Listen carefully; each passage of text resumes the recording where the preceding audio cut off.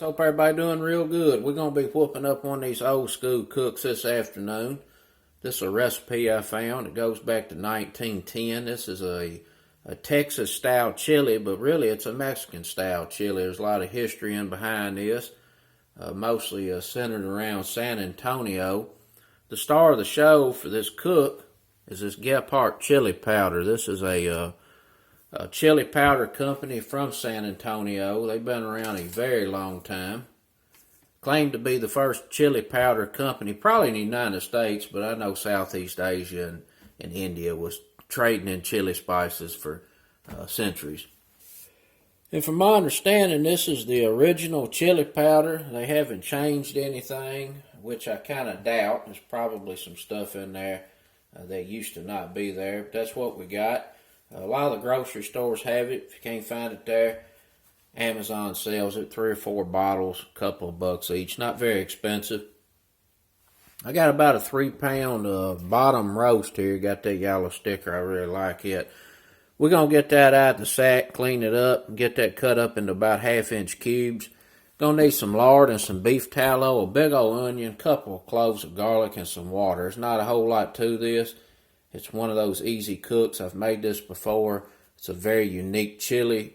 It's really good. I'm going to put it on some cornbread, but it goes real good in a tortilla as well. And as we cook this, I'm going to read through the recipe as it was written back then. It's kind of funny, and there's a little bit of story related to some women out of San Antonio that kind of made chili rather famous in the United States. They're called the Chili Queens of San Antonio. Let's get to cooking. Bottom roast out of the pack and got it washed up, got the gunk off of it. Now this is a bottom roast, and you can use any cut of beef you want to. This got a pretty nice little fat cap here on the bottom. Chuck roast works fine. It does not matter because this is a braised dish, and no matter what cut you use, you're going to end up with tender beef. We're going to cook this and braise it until it's nice and tender. And we just want to cut this into about 1/2-inch cubes. That's what the recipe says. I'm basically just cutting this into some 1/2-inch steaks right now, and then we'll go through here and cube this up. And I'm not going to use this entire roast.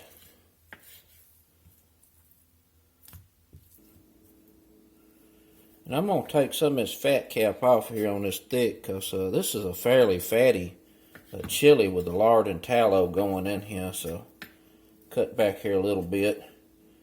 You know, if you're using a chuck roast, you're definitely going to want to cut some of that eye out of there and some of that large pieces of fat.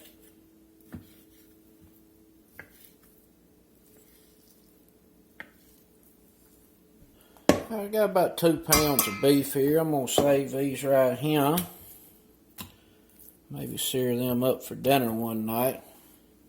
Medium rare steak. And this all this fat right here. If you don't have any beef tallow that you buy, you can chop this up into little small pieces and just render that down in the pot. And that'll be your tallow right there. That says once you get 2 pounds of beef cut into 1/2-inch cubes, you're going to want to take 2 ounces of beef tallow and add that to the beef.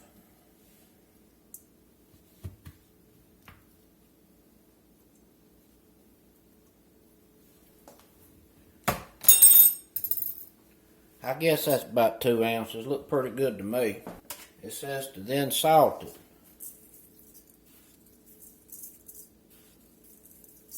So we're going to get us about 2 teaspoons of salt in here. Got a little over 2 pounds of beef.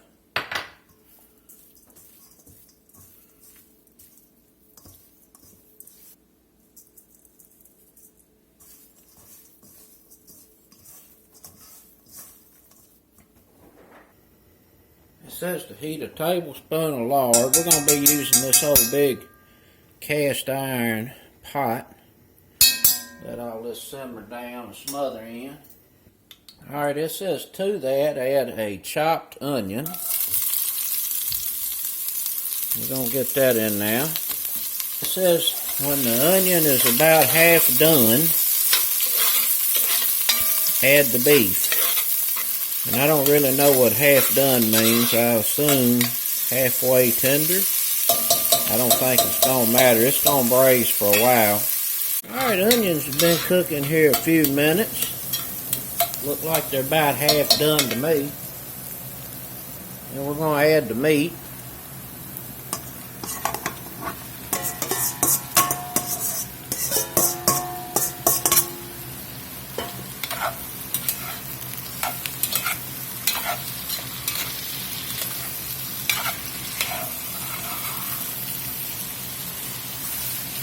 It says to stir well until the meat is separated and white. So that means it's going to be a steaming itself. And then it says to let steam over a rather hot fire, stirring frequently until the juice of the meat is boiled down. Alright, so we're going to steam the hell out of this until all that water comes out of that meat. And then we'll let that water evaporate until we're left with the lard and tallow. And we'll fry this beef up a little bit in it. And I'm over about a medium high to high. That probably would equal what's considered a rather hot fire. That's quite a bit of water coming out of this beef. And I'm just stirring it every 2 or 3 minutes. Smelling pretty darn good.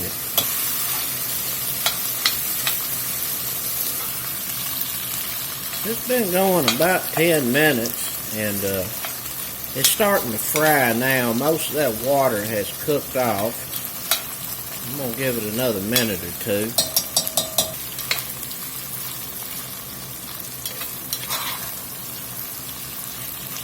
Alright, that's looking pretty good. It says to add 1/2 pints of water, which is about 3 cups, so we're going to get that in here.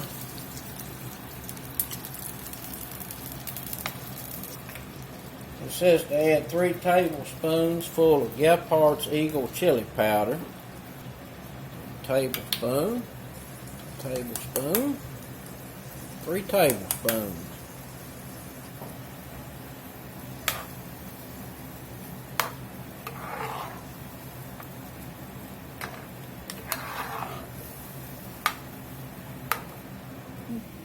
It says to add a few buttons of chopped garlic, and since 2 is a couple, I guess 3 would be a few.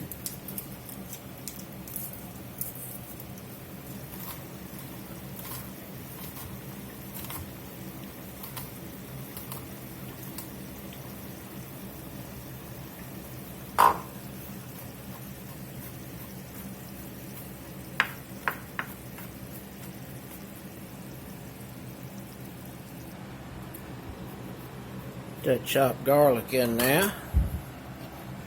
Tell you what, that's smelling pretty good. So there's a story behind this old chili here, and I'm not sure this is the exact recipe that these chili queens of San Antonio was using. But apparently, back in the day, the American military slipped down onto a Mexican army encampment. And the Mexican army soldiers were sitting down eating some good old chili. And when the American soldiers showed up, they fled, and the American soldiers sat down and started eating that chili, which they were not used to, and really liked it. And the women who made that chili ran in and took the pots back, leaving the soldiers sitting there looking like some bozos. I thought that was kind of funny.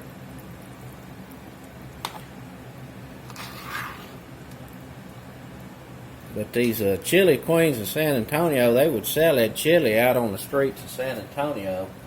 Became very popular. Eventually, the United States military adopted chili as one of its, food sources.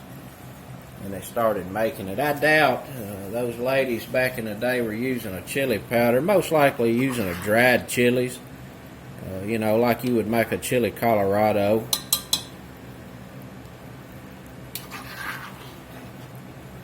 And then once it got fairly popular, the Gebhardt Chili Powder Company was founded and gave us our chili powder. Now, that's just a little more convenient to use. We're going to let this simmer here about an hour and a half until this beef is real nice and tender. That's all that goes in this, and we're going to leave the lid off. I'm going to cut this fire back a little bit. I want this to gently simmer, and then when it's really tender, this is going to cook down, and it's going to make its own gravy. The gelatins and stuff in this beef is going to be a natural thickener, and you're going to end up with a nice chili sauce that goes with this tender beef. We'll see y'all back here shortly.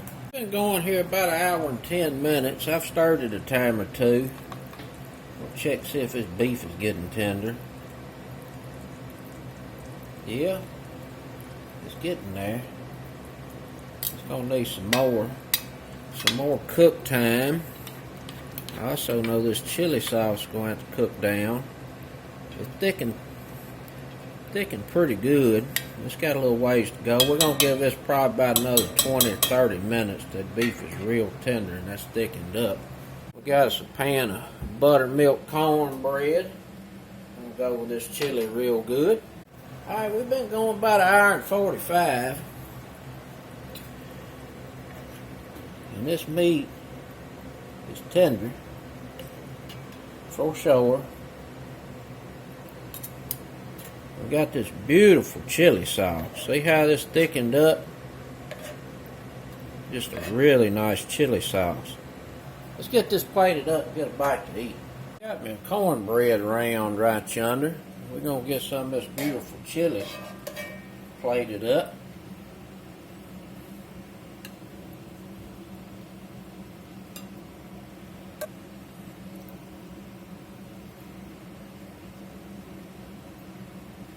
I'm going to serve me some beans over here on the side.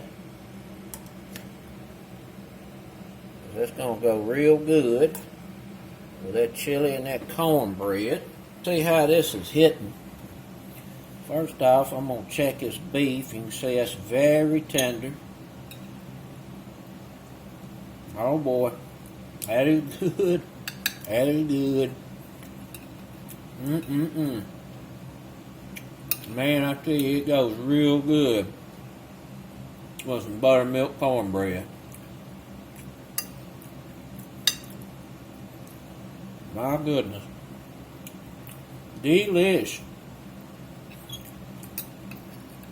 Simple recipe from way back in the day. Still hits right 100 years later.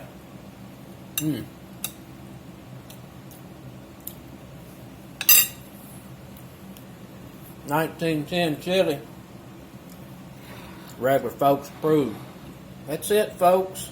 Some of that old school 1910 chili with a Gephardt's Eagle chili powder. Till next time, peace.